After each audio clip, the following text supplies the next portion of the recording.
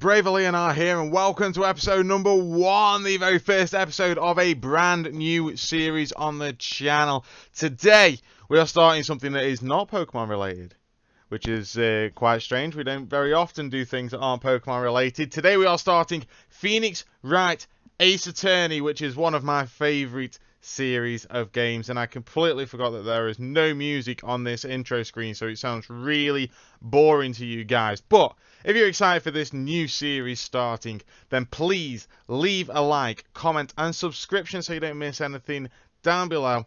I would appreciate all of your support without a doubt. And yeah, let me know what you think about this new series. It's completely different for me. I'm not sure how it's gonna go, because Phoenix Wright is heavily text-based, and it's heavily, you know, doing talking and whatever. There's going to be a lot of voice acting going on in this game, essentially. But, as well, I don't want the entire thing to just be me doing voices. So, we kind of want to take a look at what's going to go on here. But, with that, we are going to start a new game. And we have got, yeah, we've got, I've actually, just to test it out, I've already done episode 1. Just to test that this will actually work as a playthrough, and it works on my laptop, and it does.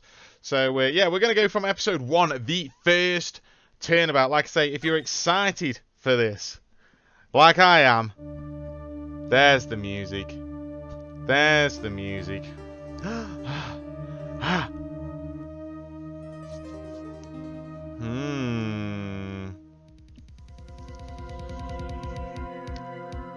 Damn it! Why me? I can't get caught. Not like this. I gotta find someone to pin this on. Someone like him. I'll make it look like he did it. Alright, so that's the start of this case. So there's like 5 cases in this game. And I'm guessing each case is going to... Well, this first one isn't, but each case is going to take a few episodes. So we're going to get a decent amount of playthrough out of this. So, yeah, August the 3rd, 9:47 AM. District Court Defendant Lobby number 2. And, yeah, I love Phoenix Wright. If you've never played a Phoenix Wright game, I just really hope that this inspires you to go and play it. Go and pick it up. It's on DS, you know, and I think it's on... I think they've released a version on 3DS as well. I might be wrong there.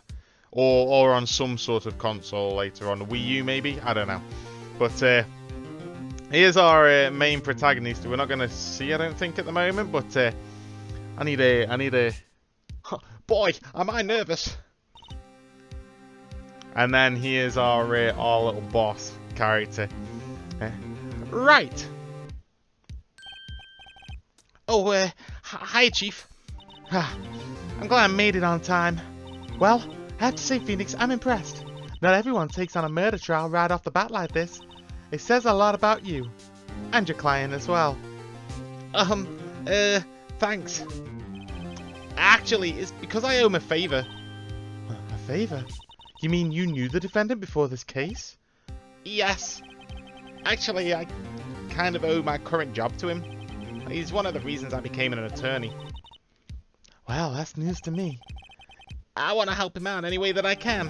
I just really want to help him. I owe him that much. So we've got, we've got Phoenix, who's brand new to the job of being an attorney, and Mia here, who is Phoenix's boss, who is a seasoned attorney. And I know who this character is, so it's over. My life, everything is all over. Isn't that your client screaming over there? Yeah, that's him. Death, despair, oh! I'm gonna do it. I'm gonna die! It sounds like he wants to die. Yeah. Nick! Hey there, Larry. Dude, I'm so guilty. Tell him I'm guilty! Give me the death sentence! I ain't afraid to die! What's wrong, Larry? No, it's all over! I'm finished! Finished! I can't live in a world without her! I can't! Who took her away from me, Nick? Who did this? Nick, you gotta tell me. Ooh, took my baby away. The person responsible for your girlfriend's death. The newspapers say it was you. So here we go. Here's a proper introduction to the characters. My name is Phoenix Wright. Here's the story. My first case is a fairly simple one. A young woman was killed in her apartment. The guy they arrested was the unlucky sap dating her, Larry Butts. My best friend since grade school. Our school had a saying, when something smells, it's usually the butts. In the 23 years I've known him, it's usually been true. He has a knack for getting himself into trouble. One thing I can say though, it's usually not his fault.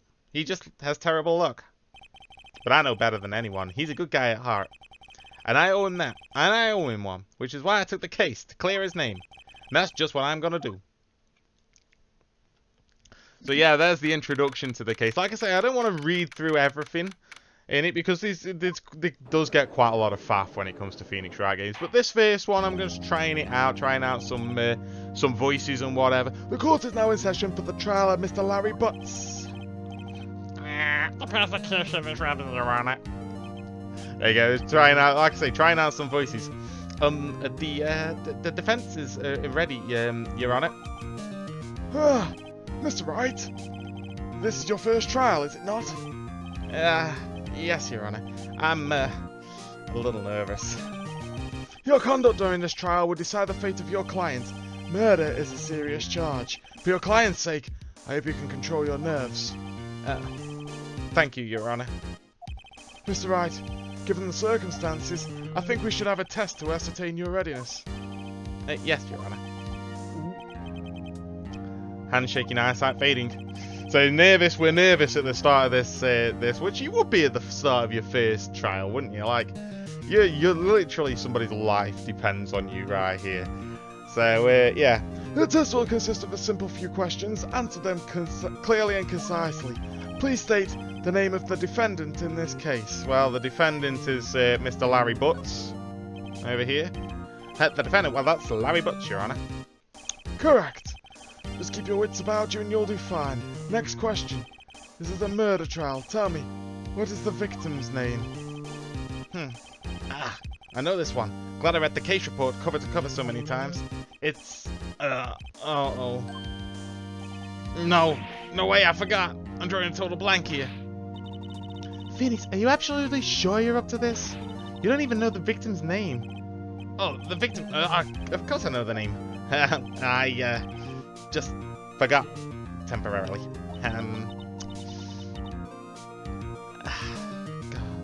I think I feel a migraine coming on. Look, the defendant's name is listed in the court record. Just touch the court record button to check it any time, okay? Okay.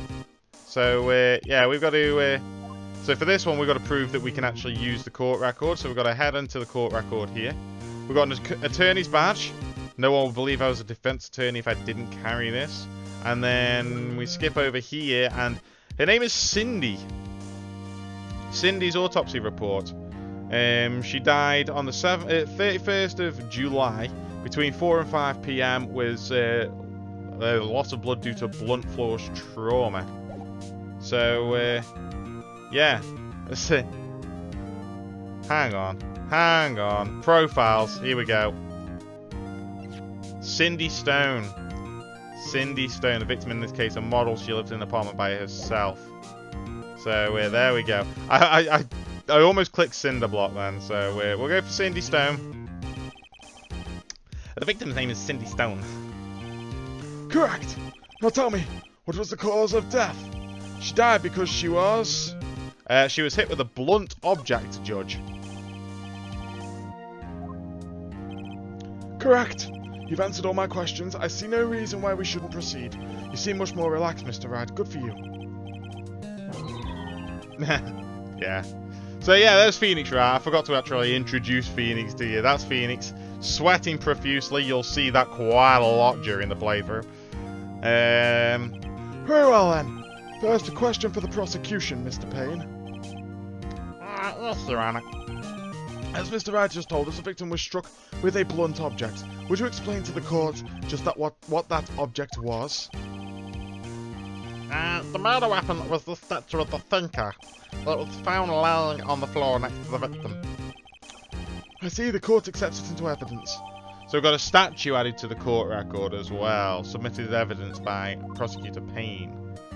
So be sure to pay attention to any evidence during the trial. Yeah. So let's have a look at the court record. Let's examine the statue.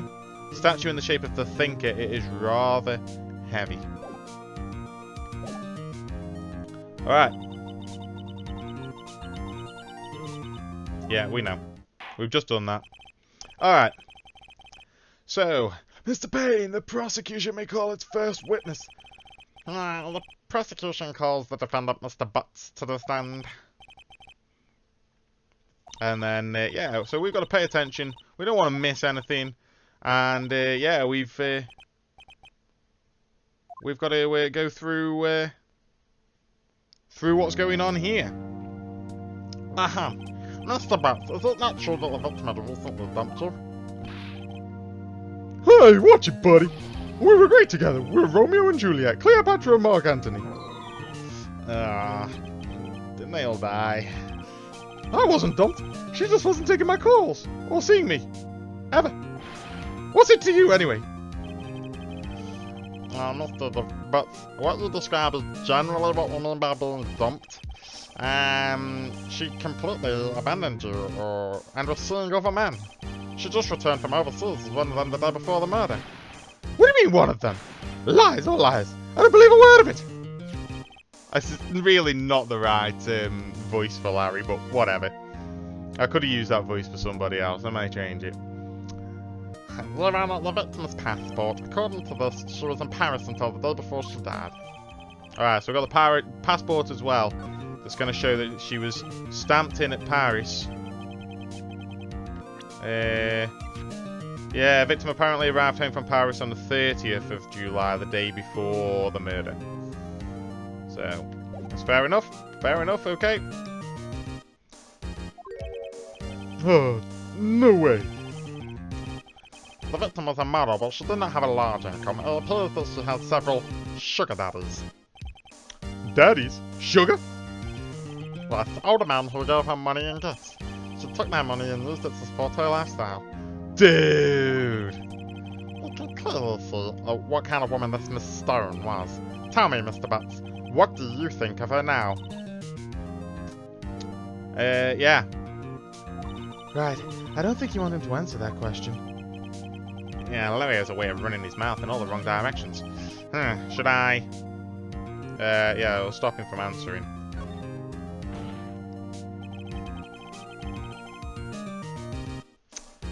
My client had no idea that the victim was seeing other men. That question is irrelevant to this case. Dude, Nick, what do you mean irrelevant? That cheating she-dog.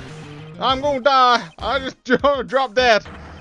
Yeah, when I meet her in the afterlife, I'm gonna get to the bottom of this. Let's continue with the trial, shall we? I believe that the accused motive is clear to everyone. Yes, quite. It's now looking good. It doesn't look good, actually. We got the motive all sussed out. Next question.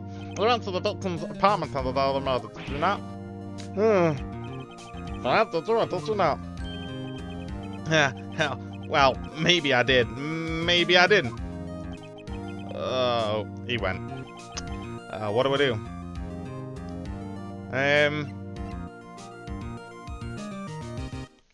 I think at this point we have him answer honestly, don't we? Like, we don't want to stop him from answering.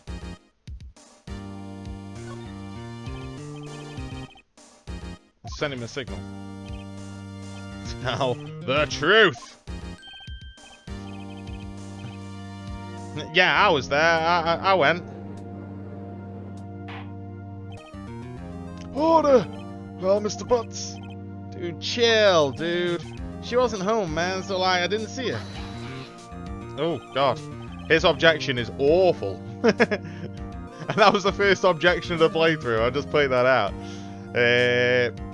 Your Honor, the defendant is lying. Lying? The prosecution would like to call a witness who can prove Mr. Butts is lying. Well, that simplifies matters. Who's your witness? The man who found the victim's body just before making the gruesome discovery. He saw the defendant fleeing the scene of the crime.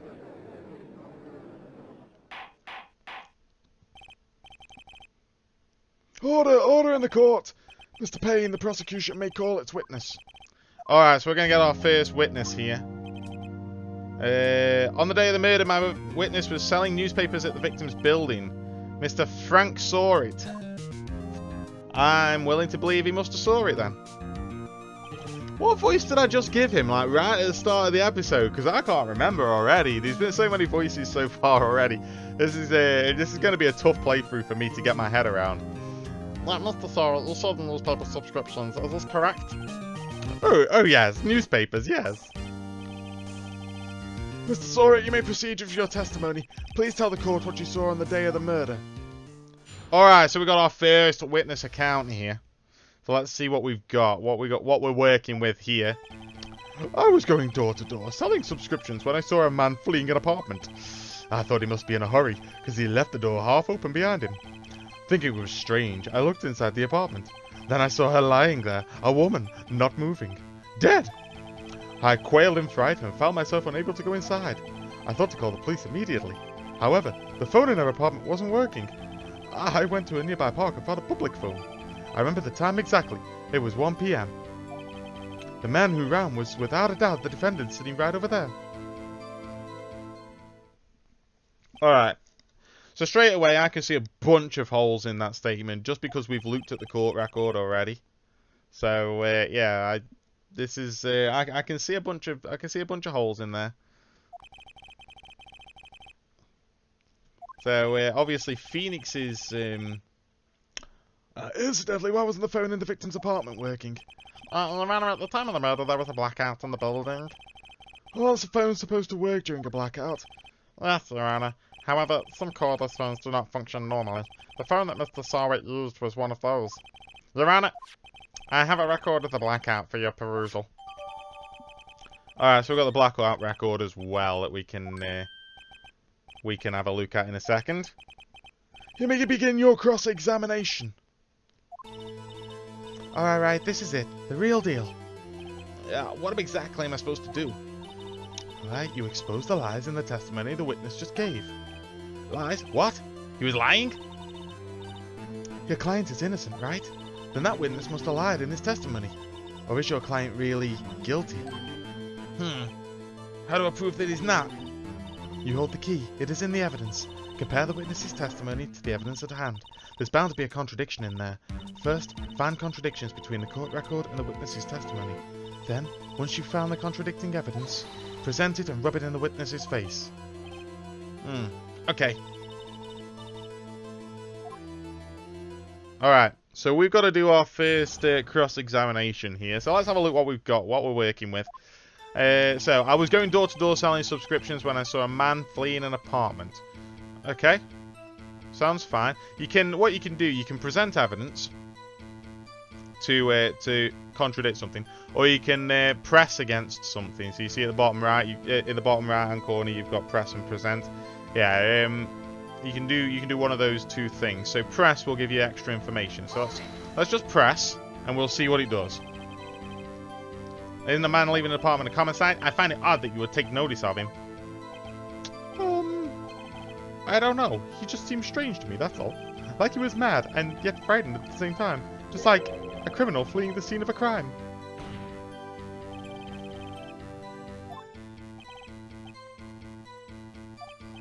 Alright, so he saw a man who looked suspicious. Right. So I thought he must be in a hurry because he left the door half open behind him. That's fine. Not got no problem with that. Thinking it strange, I looked inside the apartment. Then I saw her lying there, a woman not moving, dead. I quailed in fright and found myself unable to go inside. I thought to call the police immediately. However, the phone in her apartment wasn't working. Now there's the first hole. Because he did not wish to go inside. He didn't go inside, but he could get the phone. He could get the phone. So, I'm going to press that statement. The phone in the apartment wasn't working? Yes, I mean, no, it wasn't. Right. But you said you didn't go into the apartment, or did you? Oh, I can explain that. There was a cordless phone on the shelf in the entranceway. I reached inside and tried using that to call. And that phone wasn't working correct. What happened next? Alright, so fair enough. Fair enough. Went to a nearby apartment, found a public phone. I remember the time exactly, it was 1 PM. Now that's where we're going to present some evidence here, because Cindy's autopsy report tells us that she died between 4 and 5 PM. So that is, there we go. We're going straight in with that. You found the body at 1 PM, you sure? Oh, yes, it was 1 PM for certain. Huh. Frankly, I find that hard to believe. Your statement directly contradicts the autopsy report. The autopsy notes the time of death at sometime after 4 PM. There was nobody to find at 1 PM. How do you explain this 3-hour gap?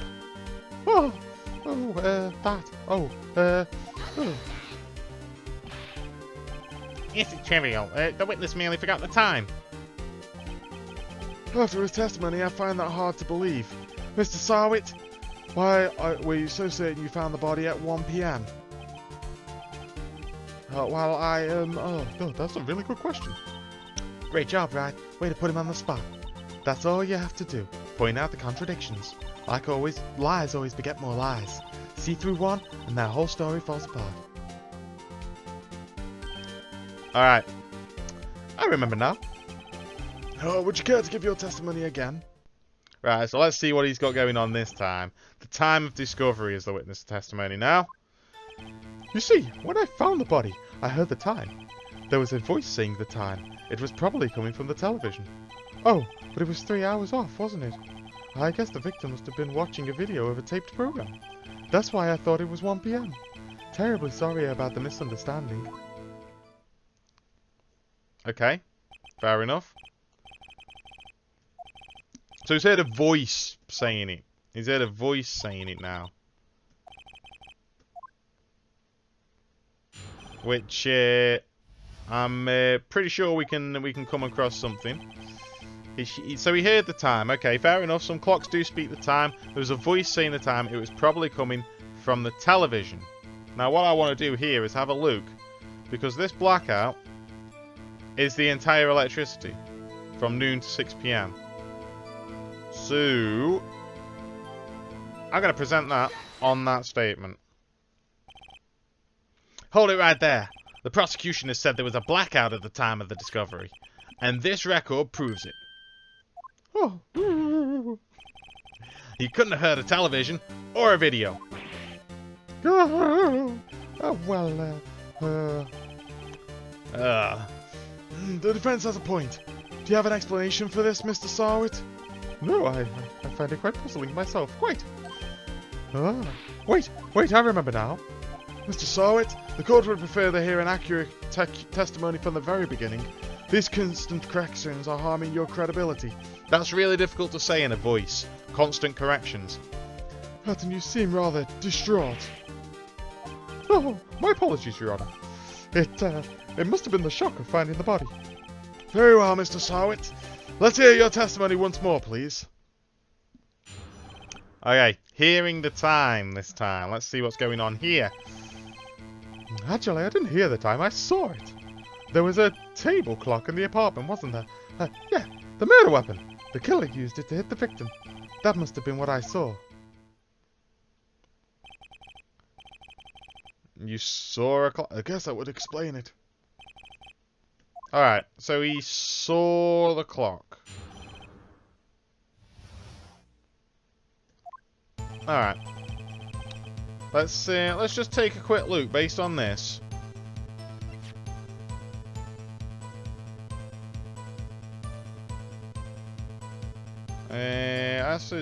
It's weapons, okay. So obviously the passport's not going to have anything to do with this.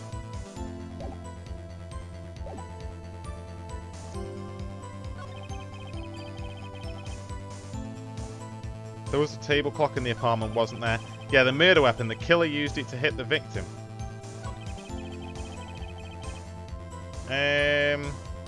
Okay. I think we've got to press on statements here because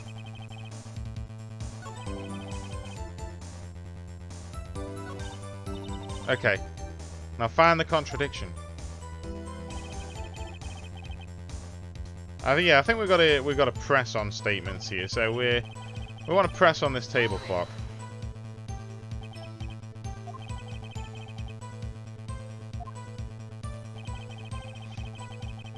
Yeah, we'll press on that as well then. The murder weapon. The table clock that was used as a weapon. That's what I just said. Did you doze off in the middle of my testimony or something?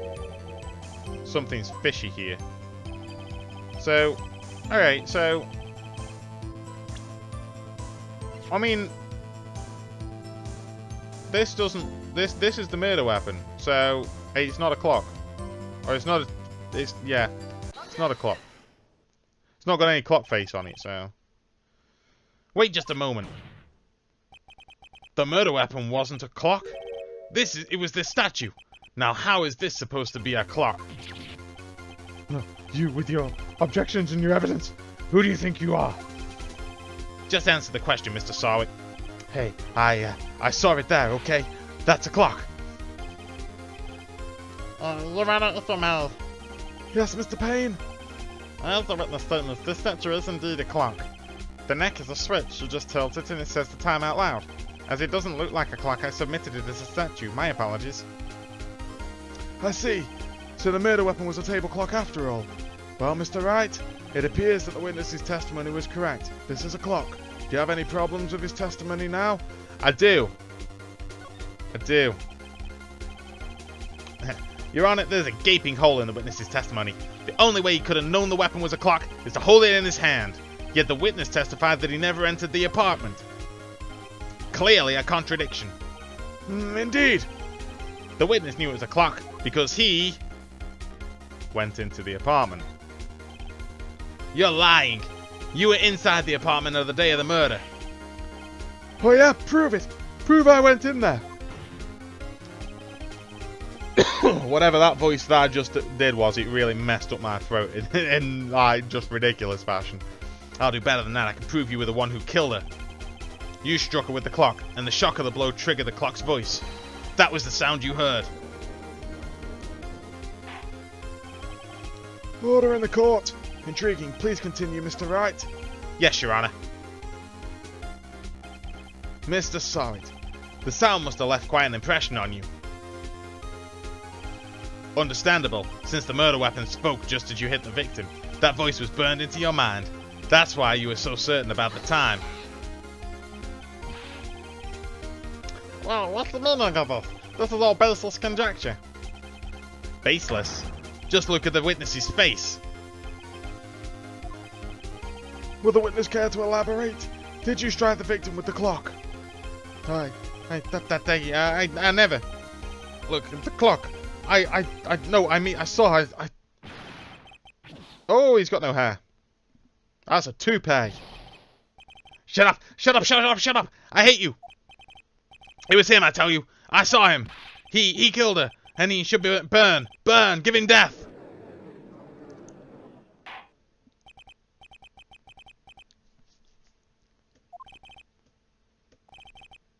There isn't a shred of evidence supporting the defensive claims. Okay, so yeah, we've got to try and prove it now. We've got to prove it with evidence. Whole case is riding on this. I better think it through carefully. The sound Mr. Sarwick heard was definitely this clock. In fact, which is clear if you simply...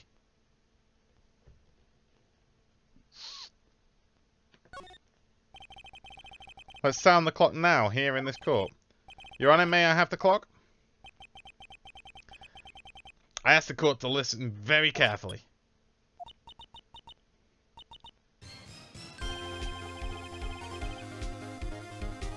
That certainly is a strange way to announce the time. Well, he is the thinker, after all.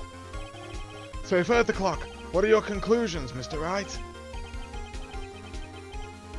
Mr. Payne, can you tell me what time it is now? It's 11:25. It's 11:25. Ah! As you can see, this clock is exactly 3 hours slow. Precisely the discrepancy between what Mr. Sarwick heard and the time of the actual death. So, Mr. Sarwick, try to talk your way out of this one. Ha, ha, ha, ha. you forgot one thing. Oh, what's he talking about? While it may seem like the clock is running 3 hours slow, it proves nothing. How do you know it was running 3 hours slow on the day of the murder? If you can't prove that, you don't have a case. Alright. Now I've got to prove that.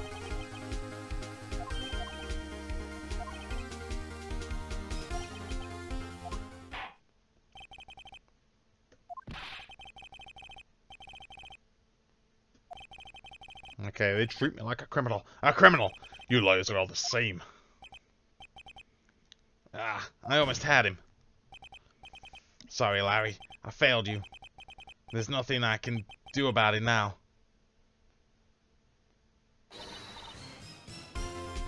Not so fast, Mr. Sarwit. I mean, Chief. Listen up, Wright. Don't throw this one away. Not like this. Think. But Chief, it's over. I can't prove that the clock was slow the day of the murder. Nobody can prove that. Well, yes. But that doesn't mean you can't still win. Try thinking out of the box. Don't waste time doubting the facts. Assume the clock was 3 hours slow and think through it. Ask yourself, why was the clock 3 hours slow? Figure out the reason and you'll have your proof. Right? Can you think of a reason as to why the clock was 3 hours slow? Yeah. I can actually. Wait. Maybe I can prove it. You must have evidence somewhere that can prove it, right? Find it and let them have it. Well, Mr. Wright, you say the clock was already running slow on the day of the murder. Have you found evidence to support this claim? Of course. There's a piece of evidence in the court record that can prove my claim beyond a doubt. Oh, tough words. Let's see you pull this one off. Let's see the evidence that proves why this clock was running slow. Alright. So, because I know it, I do know this one. Like I say, I played through this episode. Basically, it's the passport. This is the evidence. So they returned from Paris on the 30th of July, the day before the murder. The victim had just returned home from abroad that day before the murder. As we all know, the time difference between here and Paris is 9 hours. When it's 4 PM here, it's 1 AM there, the next day there. The clock wasn't 3 hours slow, it was 9 hours fast. The victim hadn't reset her clock since returning home. That's why the time you heard when you struck her dead in the apartment was wrong. Proof enough for you, Mr. Sarwit? Or should I say, Mr. Did It?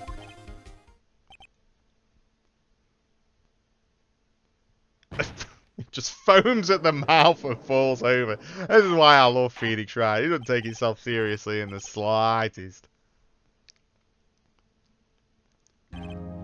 Well, this case has certainly turned out differently than we all expected. Mr. Payne, your client? Nah, he was arrested and has been taken away, Your Honor. Very well. Mr. Wright? Yes, Your Honor. I have to say I'm impressed. I don't think I've ever seen someone complete a defense so quickly, and to find the true culprit at the same time. Thank you, Your Honor. At this point, it's only a formality, but the court finds the defendant Mr. Larry Butts not guilty.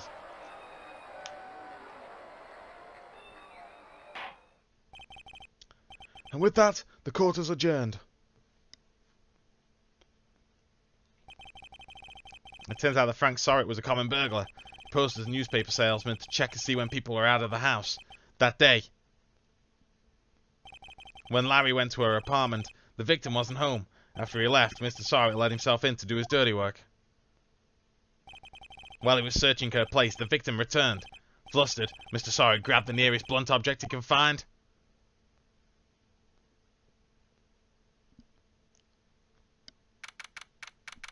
And bashed her over the head with it.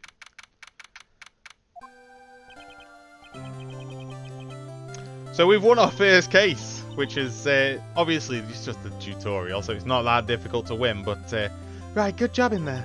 Congratulations. Nah, thanks, Chief. I owe it all to you. Not at all, not at all. You fought your own battles in there. It's been a while since I've seen a trial end on such a satisfying note. I've never seen the Chief look this happy.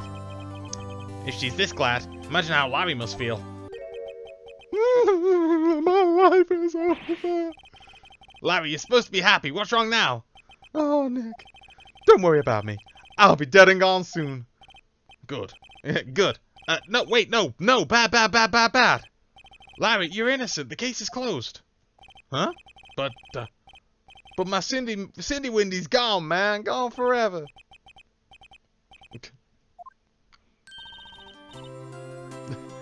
Congratulations, Harry. Harry? Yes, you. I can practically see the headlines now. Harry Butt's innocent. Thanks, I really owe you one. I won't forget this, ever. Let's celebrate. Dinner, movie, my treat. Oh no, I couldn't.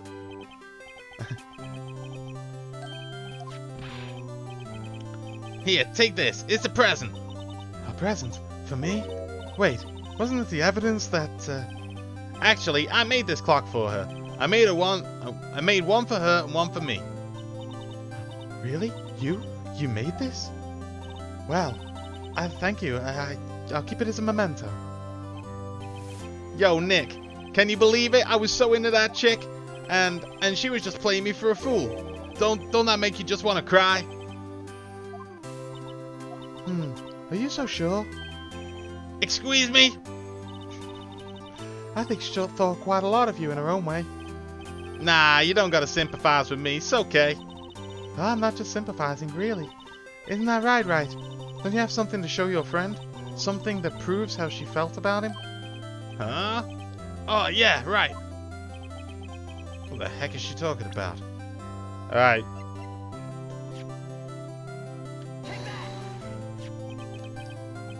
Check this out, Larry. Proof positive you weren't just some chump to her. Where'd you get that clock? This is the clock you made for her, Larry. She took it with her when she traveled. Huh? She probably just needed a clock, that's all. You think so? It's a pretty heavy clock to take traveling.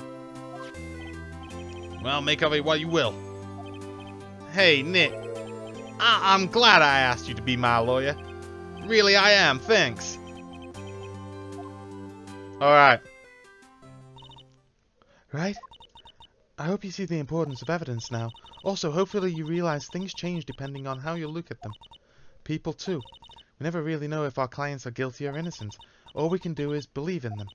And in order to believe in them, you have to believe in yourself. Right? Listen, learn, grow strong. Never let go of what you believe in. Never. Well, I think our work here is done. Shall we be off? Yeah, I guess so. Say, how about dinner? On me. We'll drink to a toast to the innocent butts. Yeah. Oh, speaking of Harry, you were saying part of why you became a lawyer was because of him. Yeah, part at least. You have to tell me more about it sometime. Maybe over drinks? Ooh. And so my first trial came to a close. Larry slapped me on the back and said, "Gee, Nick, it's good to have friends." But I'm pretty sure he's not going to pay me. Unless you count the clock he gave me. I didn't know it then, but that clock was soon going to be at the center of another incident. And my promise to tell the chief about me and Larry would be one promise I wouldn't be able to keep. Alright, that's the end of the first turnabout, as it is called, Chapter 1 of this game. We will save the cleared stage data. So yeah, that's the end of the first episode of Phoenix Wright. I hope you have enjoyed it. A little bit longer than I was hoping. We'll keep it a bit shorter when we're into the bigger cases, because we'll be able to split it up a little bit more evenly. But for now, with this episode is just a little bit longer, just so that we can get that first tutorial out of the way. Next episode, we are going to be taking on Turnabout Sisters, which is the second case in this playthrough. So yeah, if you're looking forward to that, please check it out. Subscribe so you don't miss anything of the playthrough. Give us a like and comment if you've enjoyed it. And yeah, I will see you next time. Stay brave, guys. How will I